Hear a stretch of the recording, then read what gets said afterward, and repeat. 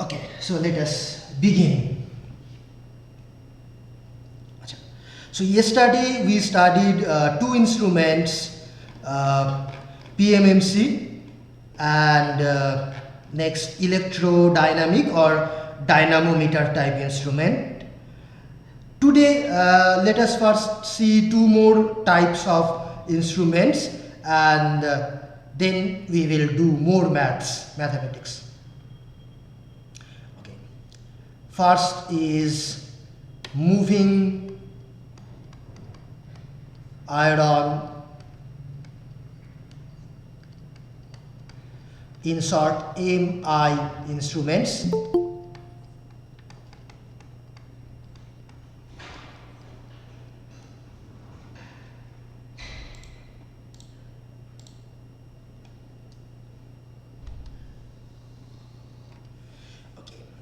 So let me first tell you a simple one, a simple construction. Achha.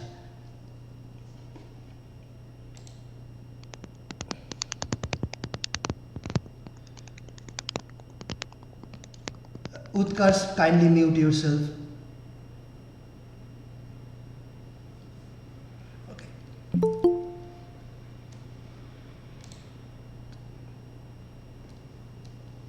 Okay.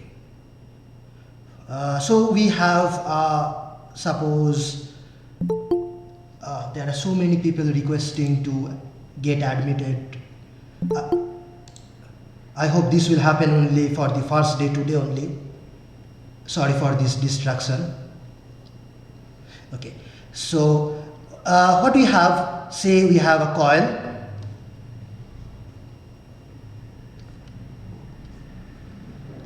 and suppose we have a piece of iron in front of it.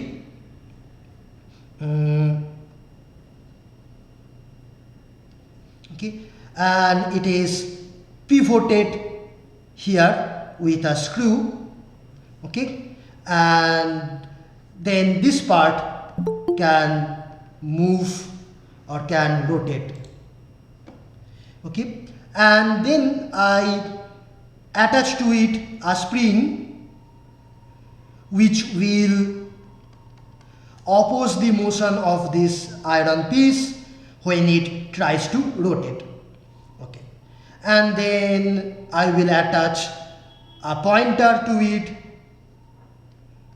so that if this iron piece turns or moves, this pointer will also move, and there will be a scale alongside. Next, I will pass some current, the current that I want to measure, call it I, through this coil. Okay, and then what will happen?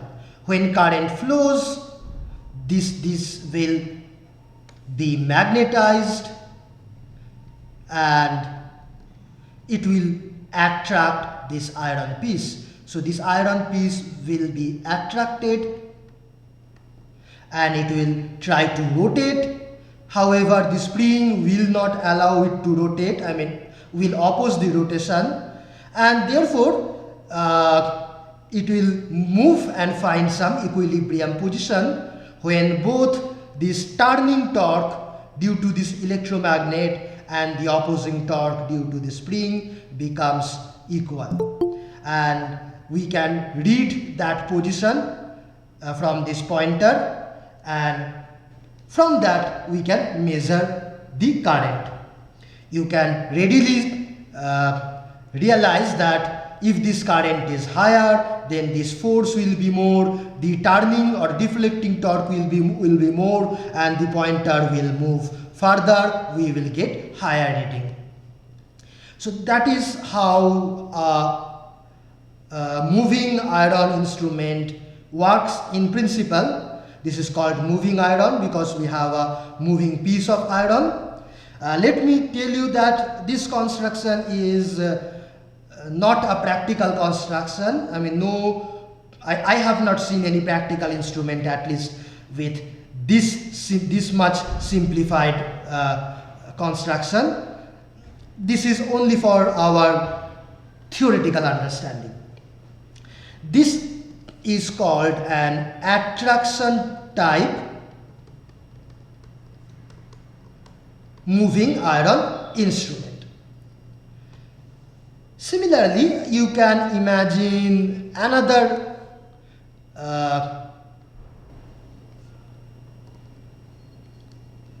variant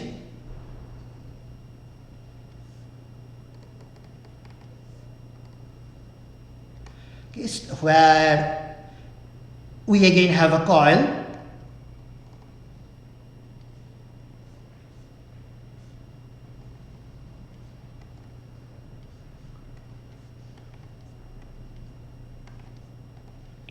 Current can flow through it, and this is a cylindrical coil, and inside this cylinder we have two pieces of iron bars. Okay, one, yes, one suppose here,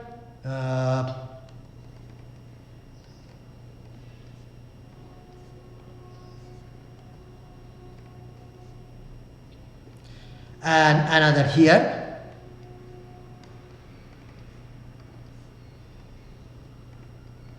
Okay, now when current flows, this solenoid will get magnetized, and since these two iron bars are inside this magnetic field, this solenoid, they will also get magnetized.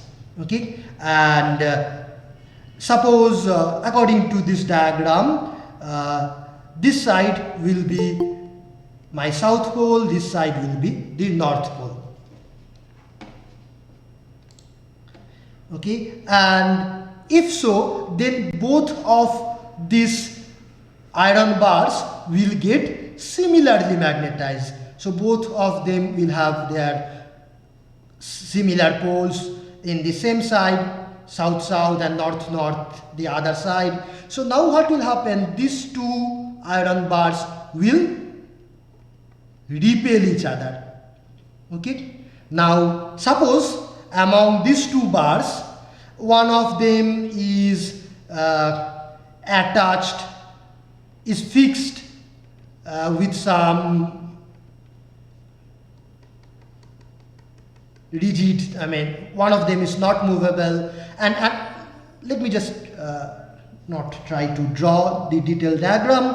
Excuse me, sir. Yes? Sir? Yes? So, if you apply the right hand thumb rule over there, the direction of B will be exactly opposite, right? Current is flowing like this. So, no, it's correct, isn't it? So, if we apply right hand thumb rule, I can show okay, difficult. Okay, let me try to draw.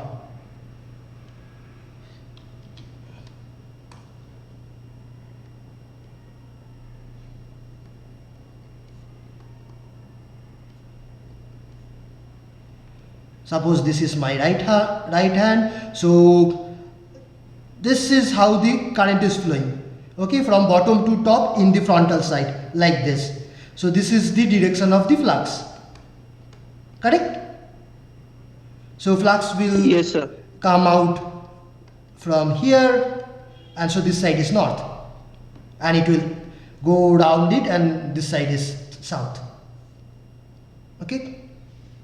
Anyway, even if I am making any mistake, although I don't think so, it is for sure that both the iron bars will be similarly polarized. So they will definitely repel. And now suppose one of them is fixed with some rigid attachment and another can move. Okay, then suppose this is fixed, the other one can move, then this one will move. Now we can attach springs, pointers, etc., so that we can measure the amount of movement, and thereby we can measure this current. Okay, let me try to draw a frontal view also, which could be like this.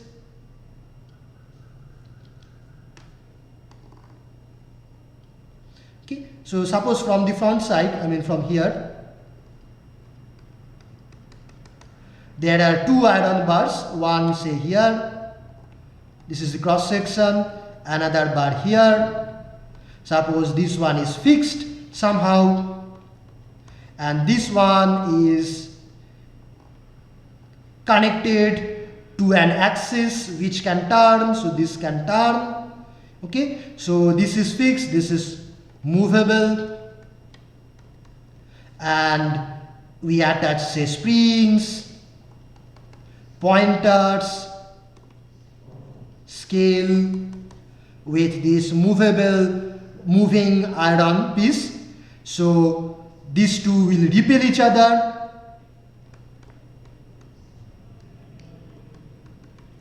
and we will have this pointer deflected. Okay, now more the current is, more will be the deflection. Achha. Now let me ask you one question. In previous two instruments, we saw that in PMMC the deflection depends on the current. Also the deflecting torque depends on current. In the next one, electrodynamic, we saw the deflecting torque and also the angle of deflection both depends on the square of the current. Now what do you think it will be in this case? Deflecting torque will depend on current or current square or something else. That is the question.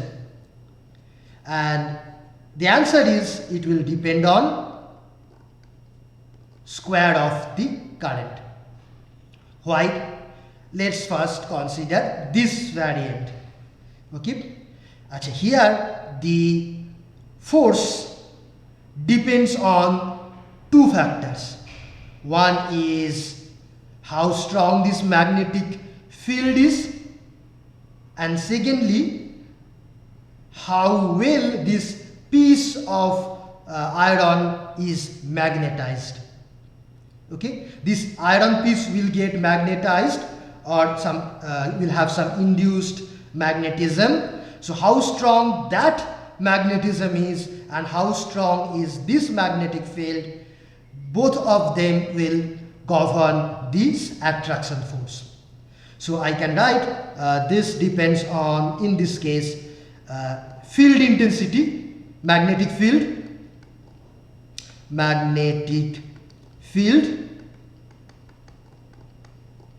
okay, and also the strength of magnetization. Sir, can you scroll a bit? We can't see. Now? Yes, sir. Now it is okay. Strength of magnetization. Okay. Now magnetic field, definitely this depends on I, current, and the strength of magnetization, that also depends on actually how strong this magnetic field is. So that also depends on I. So it becomes proportional to I square. This is for attraction type instrument. Now, Sir? yes, please. Sir, in this instrument, the magnetic field is into the plane of the paper. Means in the second diagram that you have drawn. So how will the iron rotate? Means side in the side diagram. See here. Yeah, here the magnetic field is perpendicular to the plane of the board, right? Okay. So means how the iron is turning, sir? Can you please? Yeah, the iron will turn because okay. So okay, I mean this is perpendicular to board, so difficult to. So acha, in this diagram, this side is becoming south pole, right? So that means here the frontal side is becoming south pole in this magnet. For this this iron also, this is south pole. Now two south poles are close to each other, so they will repel. If you see it from the back, I mean from this side, then you will see two north poles are close to each other. They will also repel. Okay, so that will also make it go away from this one. Yes? Okay, sir. Yeah. Okay. Yeah. Fine. Achha, next, for this instrument also, deflecting torque. Deflecting torque will depend on what? It will depend on the strength of magnetization of this iron bar and the strength of magnetization of this iron bar. Okay, so strength of magnetization of fixed bar multiplied with strength of magnetization of moving bar, and both of them depends on this current, so it will become I into I or I square,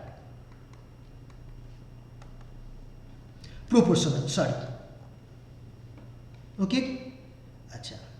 And yeah, this is called attraction type, this is called repulsion type.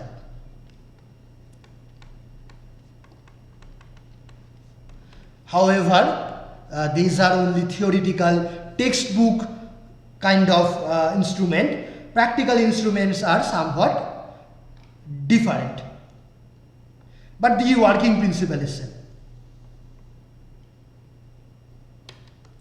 Okay. Now we will study another instrument, which is like this. It is like a parallel plate capacitor, okay? Variable parallel plate capacitor.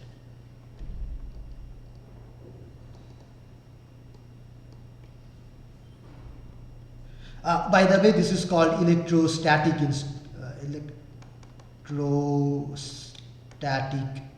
instrument.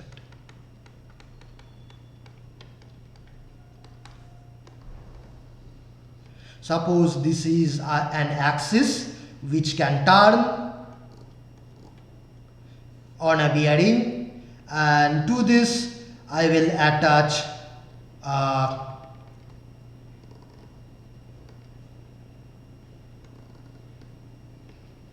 this is perpendicular to this axis, this is, which I cannot draw here, and a plate, okay, circular, not complete circular, a quarter circle or half circle could be a circular plate attached to this axis, and this axis can turn, so this plate can also turn. And then I will take another plate,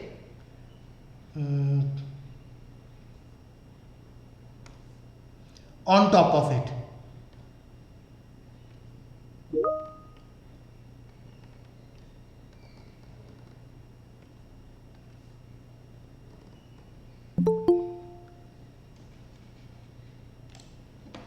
And this plate is not attached to the axis, this plate is attached to something rigid that cannot move, okay? And let me try to show you something. Okay, let me show you this. Okay, so there are two plates. Suppose this hand is one plate and it is attached to an axis and it can turn, okay? And then there is another plate parallel to it, on top of it, and this one cannot move. The lower one can turn around the axis. So these two plates together form a parallel plate capacitor, and the capacitance is variable because when this lower plate moves, the overlapping area between the two plates change. Now I have maximum overlap, so capacitance will be maximum, and if it moves away, then capacitance will be lower. So it's a variable capacitor, parallel plate capacitor. Okay, fine. Achha. Now what we will do, we will apply, say, a voltage between these two plates.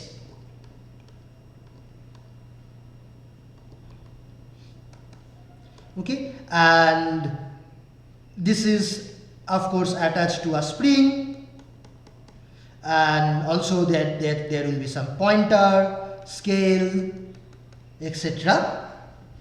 Okay, now what will happen when you apply this voltage? Then these two plates will get charged. This one will become, upper one will become positive, lower one will become negative, and they will attract each other. And if they attract, they will try to get closer, or they will try to get more aligned.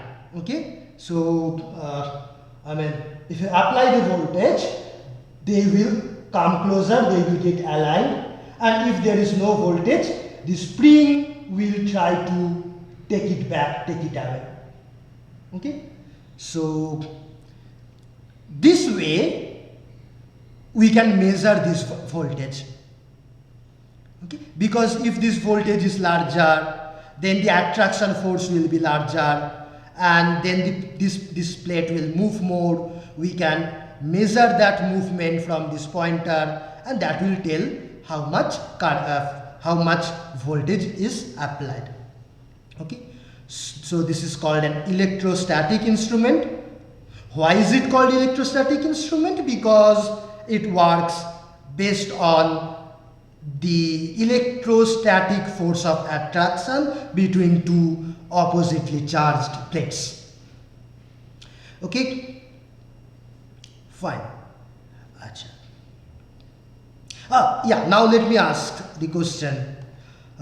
Deflecting torque, in this case, what will it depend on? Voltage, voltage square, or something else?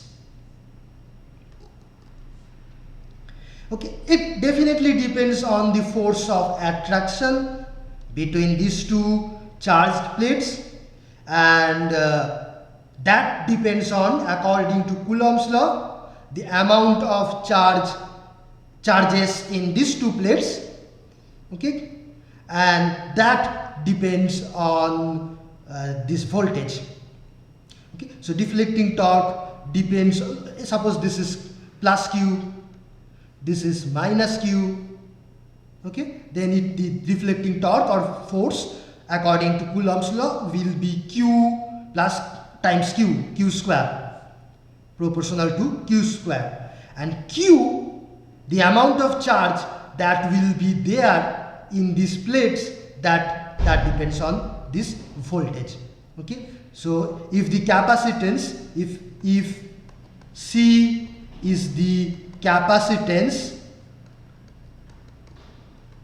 of this parallel plate capacitor system, then C is equal to Q by V. So here this depends on C is a constant, so it depends on V square. C is really not a constant, I'll come to that, but anyway it depends on V square. Okay. Sir? Yes. Sir, could you explain why it depends Sir, on the overlapping square? area will change, right? So how is C constant? No, that's what I said. That was that was a slip of tongue. C is not a constant. C is not a constant, and we will come to that. But anyway, I mean, C could be function of something. Oh yeah, we will come to that. Okay, let me come to that.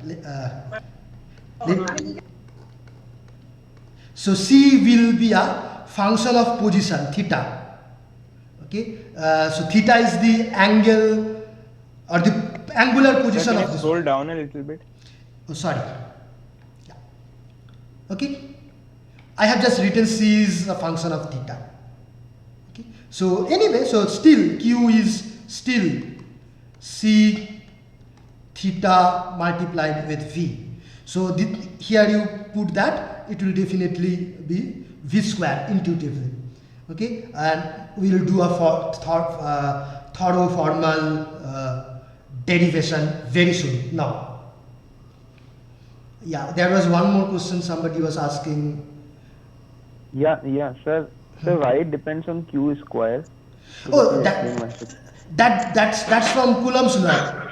You recall Coulomb's law? Update చేసి వెళ్ళి స్మాల్గా చేద్దాం. Huh? Next week నుంచి ఏంటంటే హెల్తీగా తిని Uh, ఆ రోజులో ఒక రోజు అప్డేట్ చేస్తా. J.R. Sai, Raghu, please mute yourself if you are talking to others. ఉపవాసం వద్దు. Dear students, ఒక 10 గంటలు తినకండి అలాగా ఆ టైప్ చేసుకో. ఒకవేళ ఆ టైప్ చేస్తే చాలా బాగుంటుంది అమ్మ, హెల్త్ బెనిఫిట్స్ కూడా చాలా ఉంటాయి. So you can also mute. yeah, that's what I'm doing.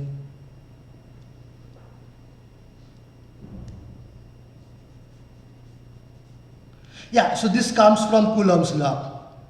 Okay, so you know that the force between two charges is say q1 q2, that is equal to q1 q2 divided by some constant 4 pi epsilon naught and the distance r square.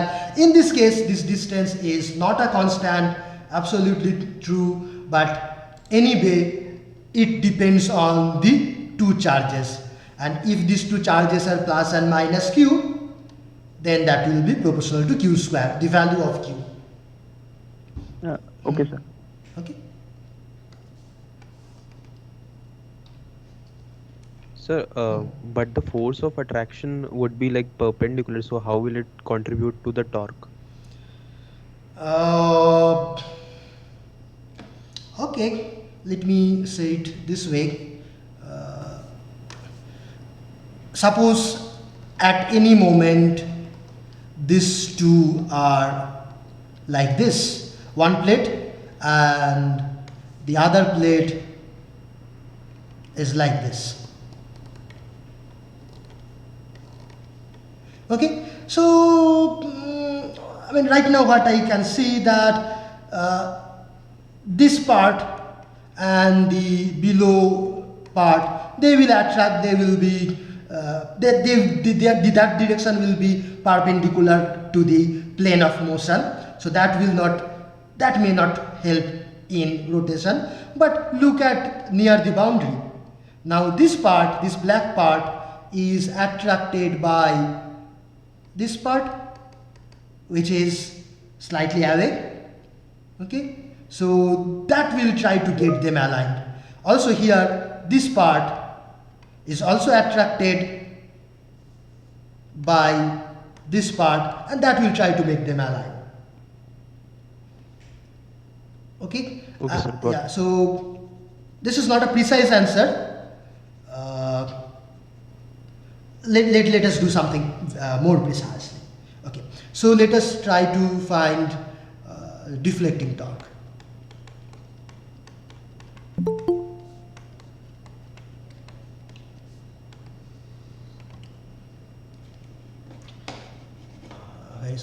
Yeah, okay. Acha. Okay, so for this we will use the concept of energy conservation.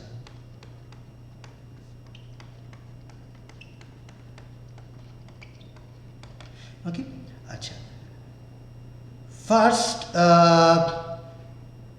you realize that these two parallel plates, they form a capacitor, and that capacitance is not constant. That depends on the amount of overlap which can change when this movable plate moves. So I write the capacitance as a function of position, angular position theta. Now Parallel, any capacitor, if it is charged with a voltage V, then the electrostatic energy stored in it is given by half C V square, correct? That is the electrostatic energy stored in this in any capacitor. Achha. Okay. Next, when we apply this voltage, or say we increase this voltage, then what happens? These two plates will try to get more aligned, and then what will happen to this capacitance? Will it increase or decrease? When voltage applied or increased, then alignment or overlap increases, and that results in what?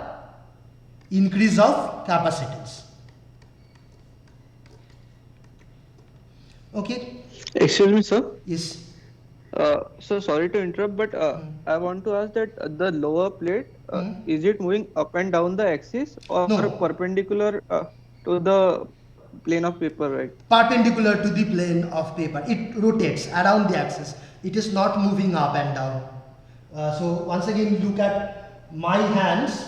Okay, this is the lower. This is the axis. This is the lower plate, and my other hand is the fixed plate. The lower plate turns.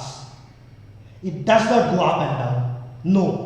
So, sir, you mean to say that the perpendicular distance between the two plates is constant? Yes, constant. Okay, sir. Only the area of overlap is variable.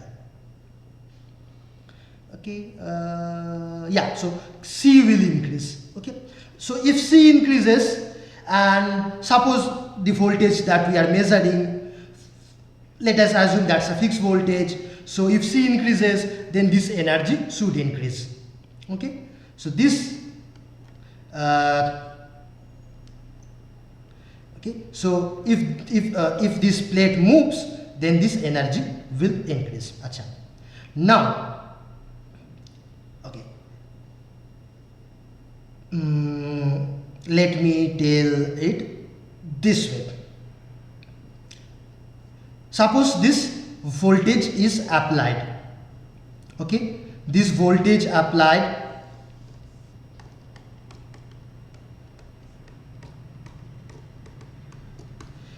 the lower plate is at some position theta, moving plate is at position theta, and there is a force of attraction or a torque due to that we want to find out. So how much is the torque at this position?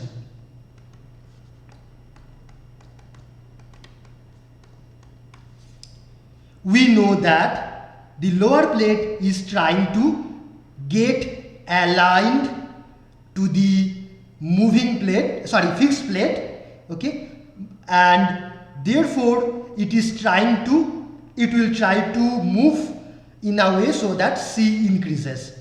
Okay, torque is in a direction which will try to increase overlap,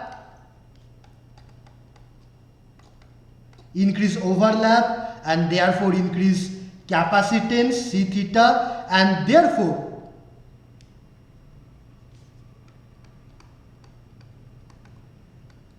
it will try to increase electrostatic energy. Okay, Now suppose this lower plate moves by a small distance d theta. Suppose lower plate moves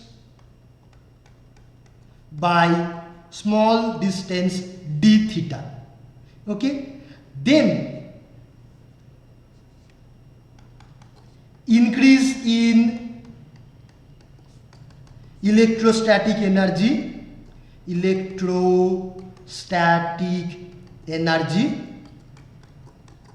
will be how much? Acha, stored energy at any position is half c theta v square. This is a function of theta, so we can take a derivative of this with respect to theta, and then if I multiply this with d theta, that will be the increase in the amount of stored electrostatic energy, right? Okay, fine. Achha, this is one thing. Okay, next, the amount of work done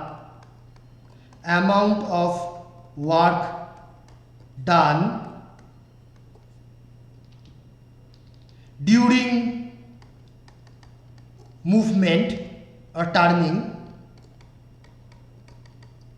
that is given by the torque, okay, that was acting at that moment multiplied with d theta. Torque into displacement, angular displacement, is the work done. Okay, Achha. So stored energy increased, some amount of work is also done. Now the question is, from where these two energies are coming? These two energies are coming, these are coming definitely from outside, from the battery, or this source that we have connected from outside. Okay, how is it coming? Okay, notice this. The moment this plate moves, the capacitance changes. If capacitance changes, then the stored charge will also change. Okay, so then some amount of charge will flow, some current will flow or some charge will flow into this plate. Okay, and since this plate is moving in the direction so that capacitance is increasing, that means for the same amount of voltage it now requires more charge, so more charge will flow in this direction or current will flow in this direction, and now you can see that this voltage multiplied with this current is supplying some power or some energy to this parallel plate system. Okay, so now let us estimate how much is that energy coming from outside. So energy from outside,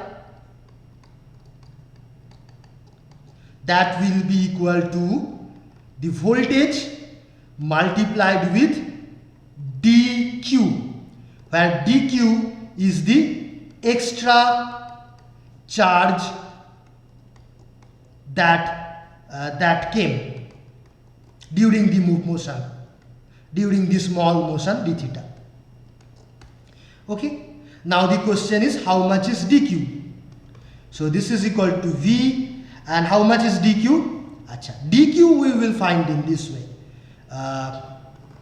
We know q is equal to cv.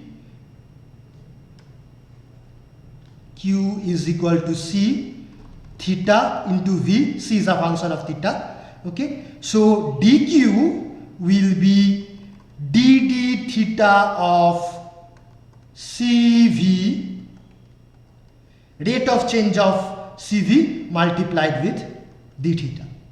Okay, So then this is equal to V, we are assuming to be constant when we are doing this experiment. So take it outside, V and V, it will become V square, and here we have dc d theta.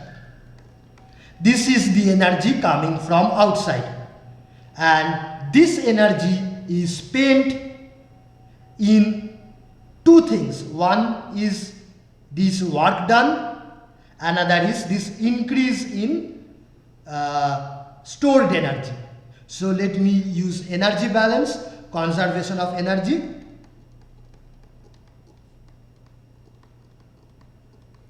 That tells that this quantity, that is energy that came from outside, from the source, that will be equal to these two quantities, okay, half, and this quantity, half d theta, what was there, c v square,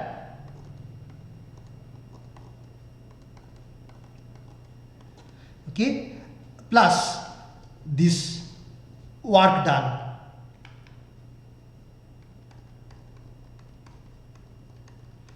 Fine.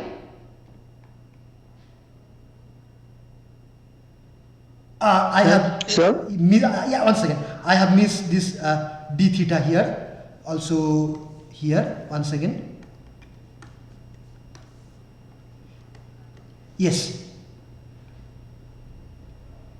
So there will Yes, sir, that be only. theta. Yeah, okay. So now let me, here also a d theta I missed.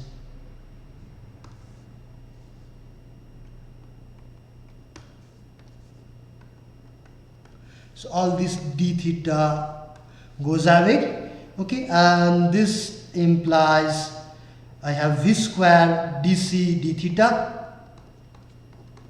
and v constant, so put it outside, v square by 2 dc theta d theta, and plus torque d theta. So this implies, if you simplify, you will get torque is given by, here we have half c, derivative of c v square, and here 1 times that, it will become half v square dc theta d theta. So this is the torque acting on the parallel plates at any moment, and here we clearly see it depends on V square, voltage square, which we previously argued intuitively using Coulomb's law, okay. And I mean, you also can, so somebody asked that this force between the plates should be perpendicular to them, so it cannot be completely perpendicular, because according to this derivation, we see that when the angle changes, then there is a change in energy, etc., and so therefore there should be some force, okay. So this derivation also tells that, okay, fine.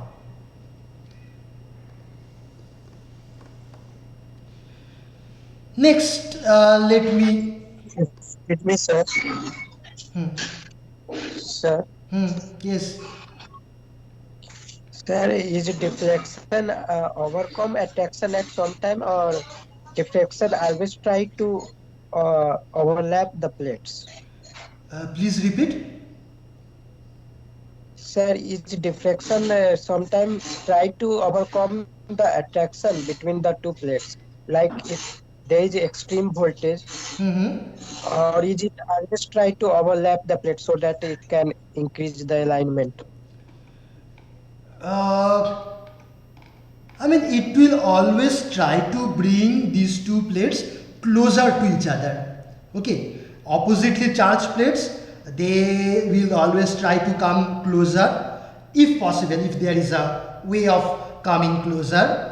Okay, and when they are in a position such that they are partially overlapping, then one plate can move towards the other and thereby increasing the overlap, increasing the proximity. That is possible. But maybe suppose if ever they come to a position of 100%, I mean perfect overlap, which will not happen, but if that happens ever, after that the attraction force will only act in a direction perpendicular, I mean to the plane of plates.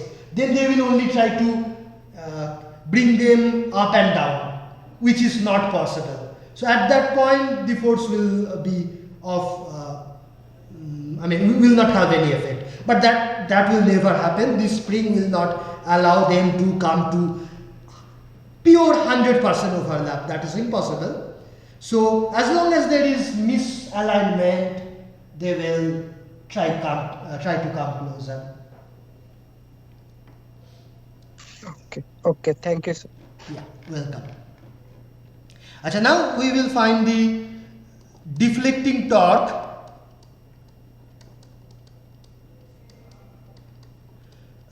for MI instrument.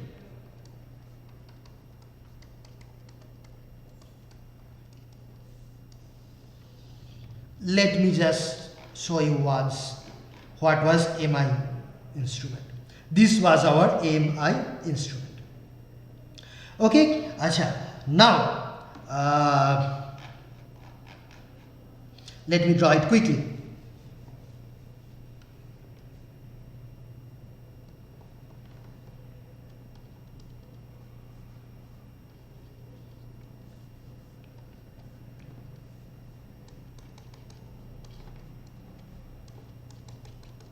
Acha. Now in the previous one we were talking about capacitance. In this one we will talk about inductance, and we will use again the concept of energy conservation. Okay, but now we have to consider electromagnetic energy due to inductance. So please recall that electromagnetic energy in an inductor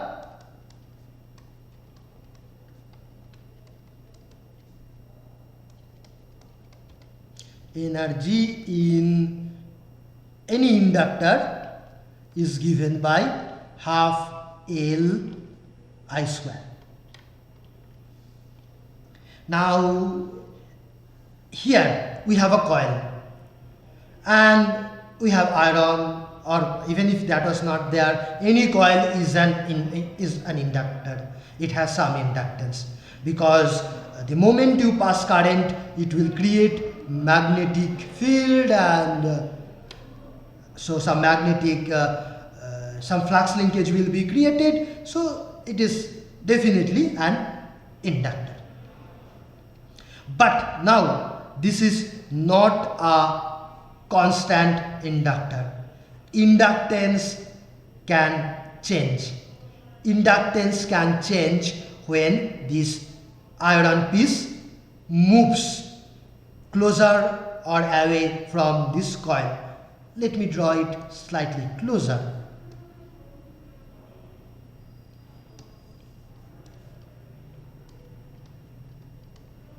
Okay, now how will the inductance change? If the iron comes closer, okay, then you can think that this will behave more like a iron core coil. So we will have more flux, inductance will be more. If it is gone away or if it is far, then there will be less flux, and therefore inductance will be lower. So it depends on the position or angular position of this iron piece. So that's why I will put here L as a function of theta, L theta I square. Okay, acha. Now again let us do the same similar thing. Suppose current I is flowing, I constant, I constant flowing. We are at this moment at some position theta. We are now at position theta. Okay. Then there is a force of attraction and therefore some torque acting on this iron piece. So now the torque is T theta, which we have to find out. How much is that? For that, let us assume that suppose it moves through a small angle d theta. Then what will happen? Then we will have some work done. Work done will be equal to torque multiplied with the displacement, angular displacement. Achha. What else? Increase in stored energy. Increase in stored energy, that will be that will increase because when it comes closer, L will increase. L is a function of theta, inductance function of theta. When this iron piece comes closer, L will increase. So half L I square, that will increase. And how much is that? It is simply d theta of this quantity multiplied with d theta. Okay, so that if you take this I square out, half out, it will become I square by 2 dl d theta. Now, where does these two energies come from? Where these energy come from? Sir? Yes. Sir, can you please again explain how the inductance changes with the with theta? Okay. So let me do it here. Suppose I have a coil and there is nothing inside, air core coil. Okay. So it will have some inductance. Okay. Now after that, let me put an iron piece inside it. It will have some inductance now. Now it will have more inductance when the iron piece is inserted. Why? Because now we'll have more flux. What is inductance? Let us go to the definition. Inductance is flux linkage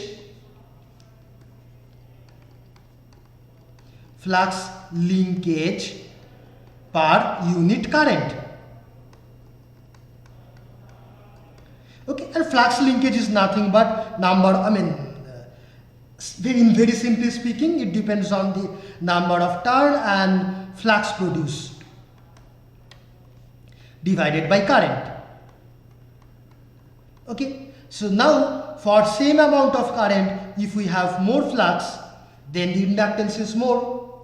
So when we have a core, we know the core will also get magnetized, and that will also add to the total amount of flux, and so the flux will increase.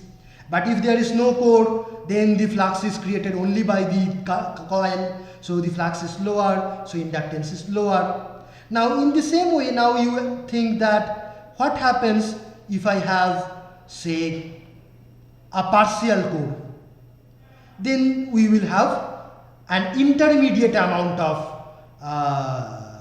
flux. Okay, so and if then that means if you are able to move this core in or out, then this core when goes inward we will have more flux, when it goes outward we have less flux. So flux linkage changes and inductance changes.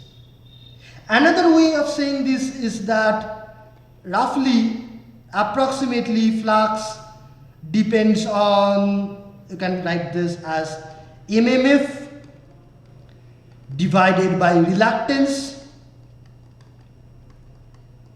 mmf is what? mmf is current multiplied by number of turns, very simply speaking, and reluctance depends on whether we have air, iron, or depends on the medium.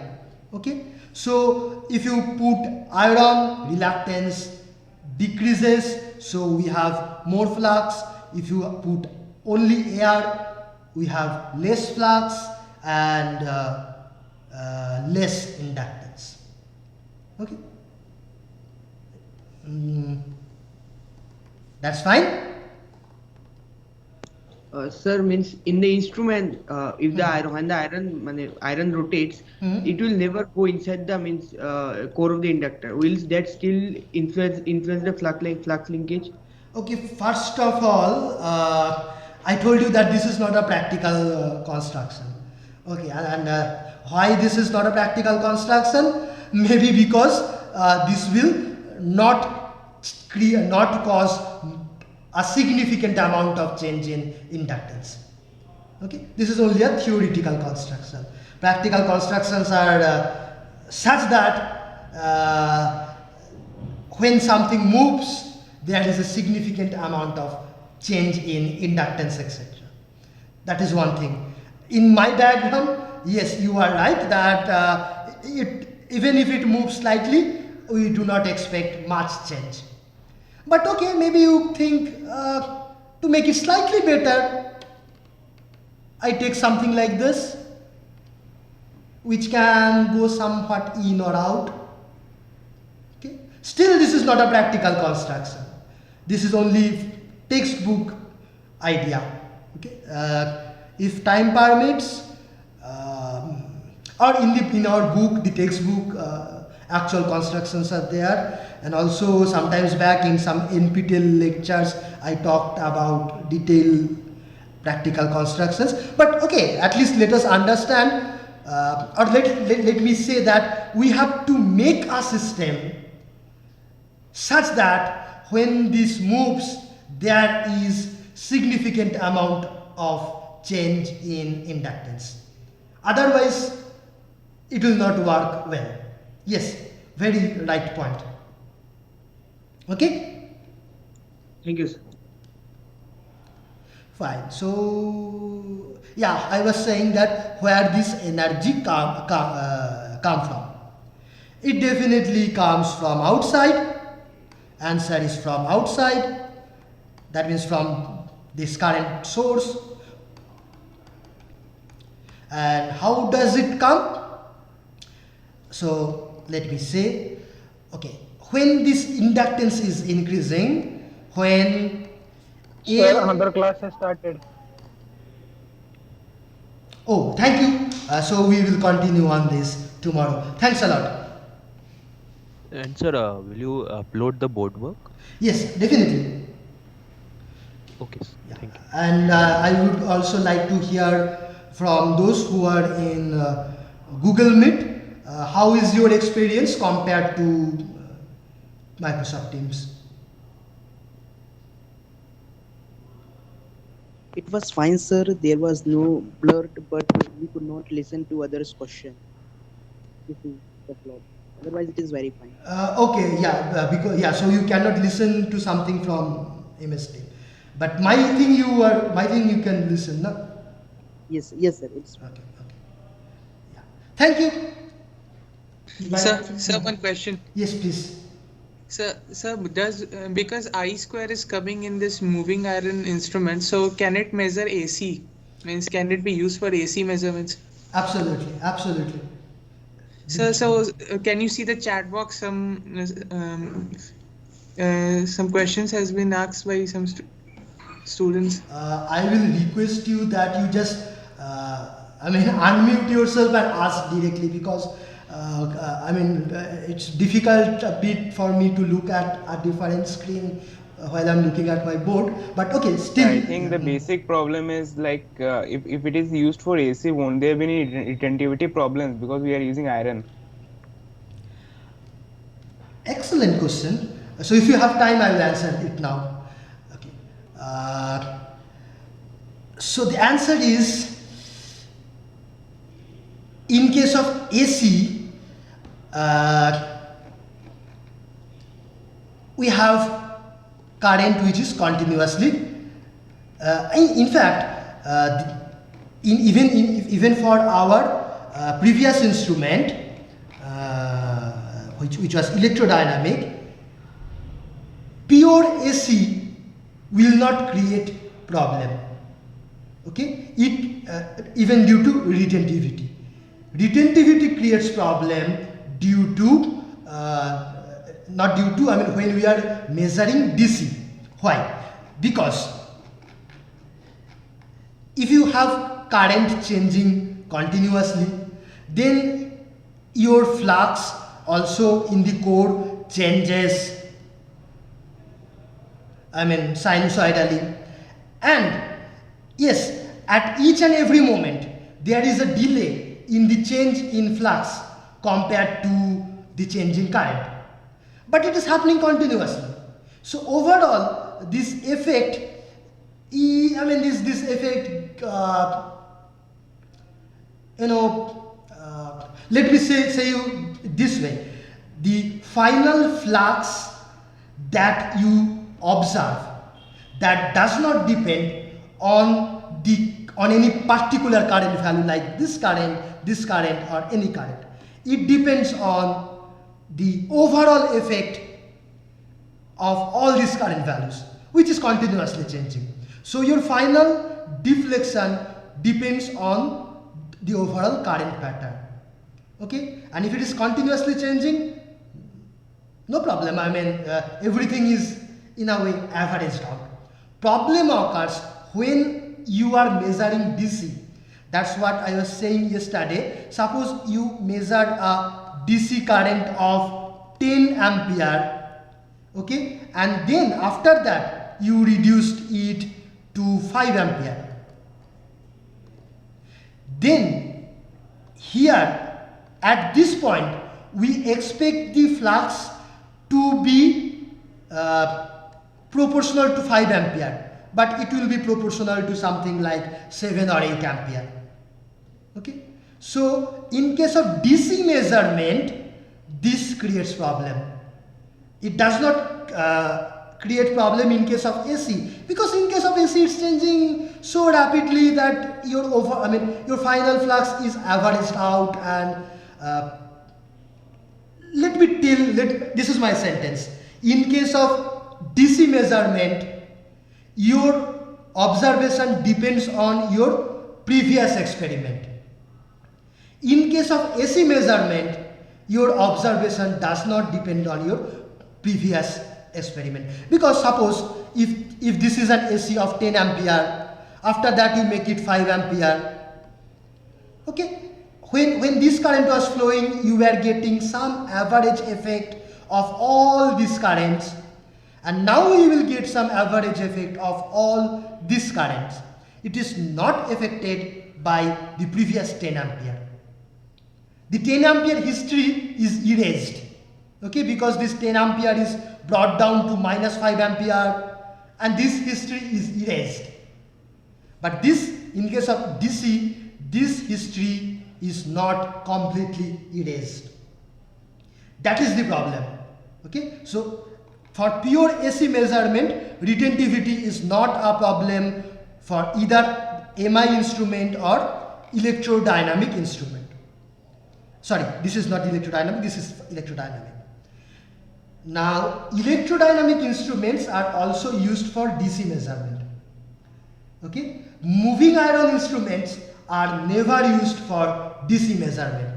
So that's why, since we want electrodynamic instruments to measure DC also, we do not put any core there. And in case of moving iron, there is no way of getting rid of this iron. We do not use it for AC. Okay, so that's the answer. We cannot get rid of the core, so we do not use MI instruments for AC. We do not use it for DC, and in case of this instrument, we want to use it for both AC and DC. Therefore, we do not use core. Now, if you want to use it only for AC, you can put core. No, I mean, then that problem won't be there. Retentivity problem won't be there. Other problems like eddy current, etc., they may be there. Yeah. So, does that answer you, or who asked this? Shubhadeep. Yeah. Shubhadeep?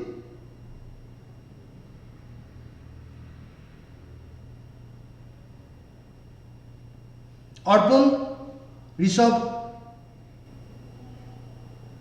Yes, sir, understood. Okay. Any other question?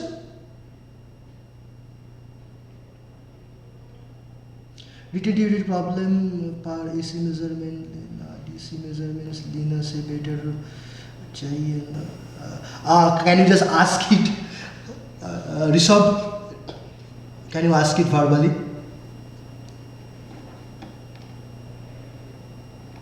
Sir, I don't have a doubt. Thank you. Okay, fine. So, any other question? No? Okay. So, bye everyone. Thank you. Thank you, sir. Thank you, sir.